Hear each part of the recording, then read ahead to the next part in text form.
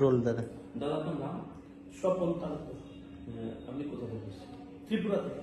বলছি, ত্রিপুরার ভোট আর বাংলার ভোট দুটোই তো বাংলাভাষী রাজ্য, সেক্ষেত্রে ভোটের ফারাক রয়েছে।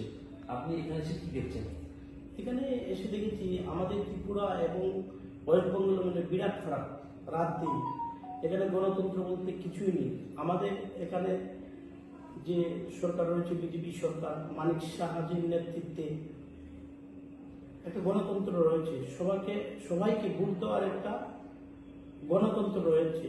সবাই উৎসবের মেজাজে ভোট দিতে যাচ্ছে, কোনো অসুবিধা নেই।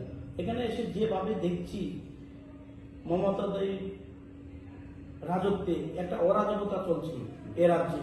এই রাজ্য থেকে যত তাড়াতাড়ি পারা যায় এই সরকার থেকে উৎখাত করে গণতন্ত্রকে প্রতিষ্ঠিত করার দরকার মনে করছি। বলছি, এখানে এই রাজ্যে তো রক্তক্ষরণ ছাড়া ভোট হয় না।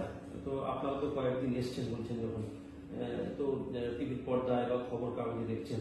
বলছি, এটা কি আশা করা যায় যে ভোটে এই ধরনের মানুষ, এই গণতন্ত্রের উৎসবে মানুষ মেতে ওঠার কথা, সেখানে কারোর ঘরেতে কান্না, কেউ ঘর ছাড়া, কারোর দোকানে আগুন লাগিয়ে দেওয়া হচ্ছে, কোনো রাজনৈতিক দলের পার্টি অফিসে আগুন লাগিয়ে দেওয়া হচ্ছে, কেউ তার মাসের ভেড়িতে বিষ ঢেলে দেওয়া হচ্ছে, এই মানে হিংসার রাজনীতি